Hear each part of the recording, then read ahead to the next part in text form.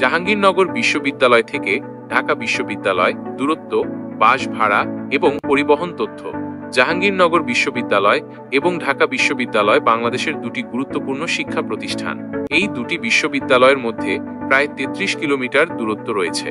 ঢাকা থেকে জাহাঙ্গীরনগর বিশ্ববিদ্যালয়ে যেতে সাধারণত 1 ঘন্টা সময় লাগে, তবে যানজটের কারণে সময় বাড়তে বা কমতে পারে।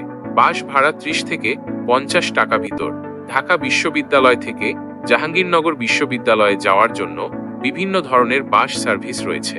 বিআরটিসি বাস, হানিফ বাস, সৌদিয়া বাস, শ্যামলী বাস। যাত্রীরা তাদের সুবিধা অনুযায়ী যে কোনো একটি বাস সার্ভিস ব্যবহার করতে পারেন।